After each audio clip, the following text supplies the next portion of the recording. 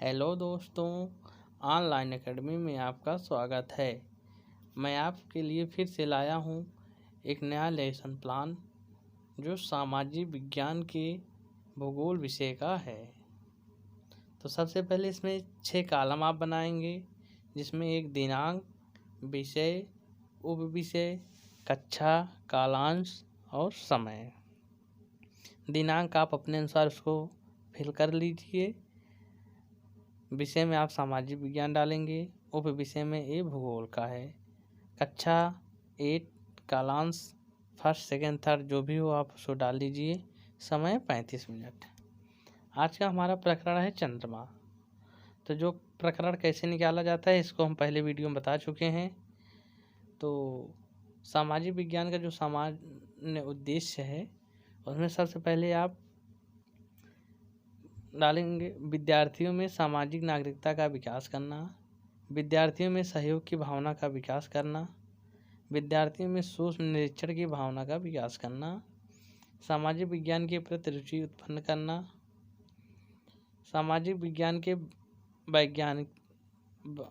वैज्ञानिकता के गुणों का विकास करना, पर्यावरण तथा सामाजिक वानिकी के प्रति जागरूक बनाना।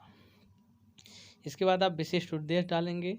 विशिष्ट उद्देश्य में 3 प्रकार के उद्देश्य होते हैं: ज्ञानात्मक उद्देश्य, बोधात्मक उद्देश्य, क्रियात्मक उद्देश्य। ज्ञानात्मक उद्देश्य में पहला पॉइंट होगा छात्रों को चंद्रमा के विषय में ज्ञान प्राप्त करने योग्य बनाना। दूसरा, छात्र चंद्रमा के विषय में प्रत्यास्मरण कर सकेंगे। नेक्स्ट आता है बोधात्मक उद्देश्य। इसमें फर्स्ट कॉलम में आप लिखेंगे छात्र चंद्रमा से संबंधित विभिन्न तथ्यों की व्याख्या कर सकेंगे। नेक्स्ट पॉइंट आप डालेंगे छात्र चंद्रमा तथा उसकी कलाओं को एवं चार्ट एवं मॉडल द्वारा अंकन कर सकेंगे। फिर आपका नेक्स्ट उद्देश्य आएगा क्रियात्मक उद्देश्य।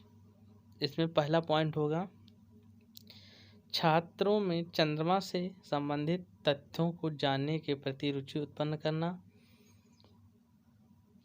नेक्स्ट पॉइंट है छात्रों में चंद्रमा से संबंधित तथ्यों को समझने हेतु वैज्ञानिक दृष्टिकोण को विकास करना।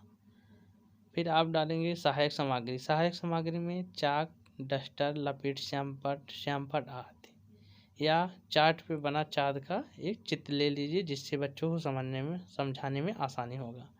पूर्व ज्ञान में होता है छात्रों को चंद्रमा के विषय में समान जानकारी है। फिर इसके बाद आप प्रस्तावना प्रश्न निकलवाएंगे। इसमें आप 2 कॉलम बनाएंगे, एक होगा छात्राध्यापक क्रिया, एक होगा छात्र छात्रा क्रिया।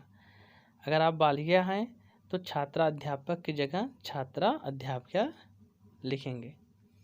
पहला प्रश्न है जीवित रहने के लिए किन किन वस्तुओं की आवश्यकता होती है? तो छात्र आंसर देंगे हवा, पानी व भोजन।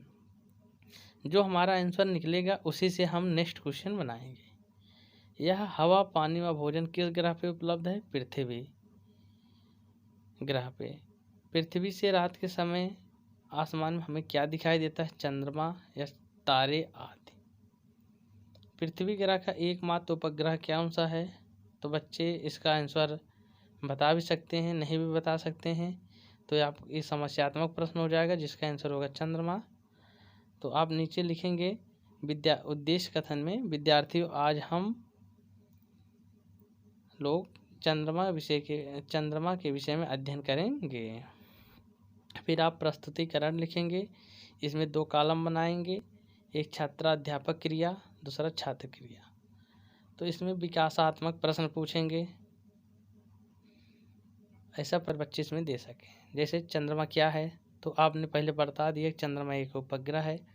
तो दूसरा क्वेश्चन पूछेंगे जो समस्यात्मक हो, चंद्रमा किसके प्रकाश को परिवर्तित करता है? तो छात्र निरुत्तर हो जाएंगे। फिर इसकी आप व्याख्या करिए।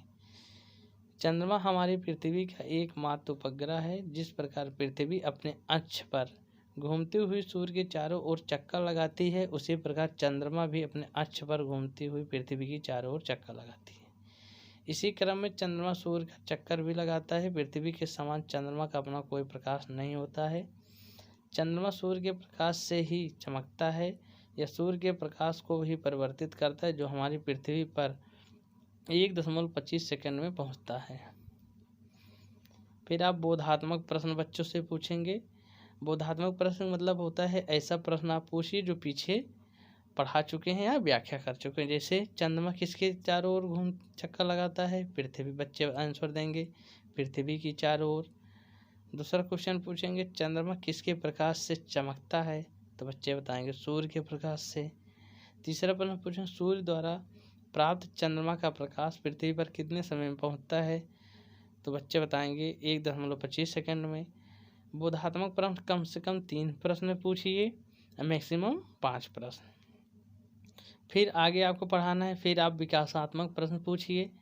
चंद्रमा की भौगोलिक स्थिति कैसी होती है? तो बच्चे शांत हो जाएंगे और छात्र ध्यानपूर्वक सुनेंगे। रॉकेट के आविष्कार द्वारा मनुष्य चंद्रमा तक पहुंच चुका है। मानव ने वहां जाकर देखा कि चंद्रमा की परिस्थितियां जीवन के अनुकूल नहीं हैं। यहाँ ना पानी है ना वायु, इस कारण यहाँ जीवन संभव नहीं है। चंद्रमा की सतह पर पर्वत व मैदान व गड्ढे हैं जो चंद्रमा की सतह पर छाया बनाते हैं। जिस दिन चंद्रमा पूर्ण वृत्त के रूप में दिखाई देता है उसी दिन को अमावस्या या पूर्णिमा कहते हैं। फिर इसी से रिलेटेड आप बोधात्मक प्रश्न पूछेंगे। जैसे मनुष्य किस प्रकार चंद्रमा तक पहुंचा है? तो बच्चे बताएंगे रॉकेट के आविष्कार द्वारा। चंद्रमा पर जीवन क्यों संभव नहीं है? क्योंकि चंद्रमा पर हवा पानी नहीं है। चंद्रमा की सतह पर क्या क्या पाया जाता है? बच्चे आंसर देंगे पर्वत मैदान व गड्ढे। फिर जो श्यामपट्ट कार्य में आप आएंगे, जो कुछ इम्पोर्टेंट या महत्वपूर्ण फैक्ट हैं उसको आप लिखेंगे। जैसे चंद्रमा पृथ्वी का एकमात्र उपग्रह है। चंद्रमा सूर्य के प्रकाश को परिवर्तित करता है। चंद्रमा का आकार पृथ्वी के आकार का लगभग 1/4 है। फिर बच्चों का आप मूल्यांकन प्रश्न देंगे, जो आप पढ़ाए हैं उसी से संबंधित होना चाहिए। जैसे किसके प्रयोग द्वारा मनुष्य चंद्रमा पर पहुंचा? बच्चे इसका आंसर लिख के लाएंगे। पृथ्वी का एकमात्र उपग्रह कौन सा है? नेक्स्ट, चंद्रमा पर जीवन क्यों संभव नहीं है? चंद्रमा का प्रकाश पृथ्वी पर कितने समय में पहुंचता है? फिर आप निरीक्षण कार्य लिखेंगे। निरीक्षण कार्य में छात्राध्यापक द्वारा श्यामपट्ट पर दिए गए कार्यों को छात्र ध्यानपूर्वक करेंगे और छात्राध्यापक कक्षा में घूम घूम कर निरीक्षण करेगा। फिर आप होमवर्क देंगे। आपका जो प्रकरण होगा उसी से संबंधित बच्चों का आप होमवर्क देंगे।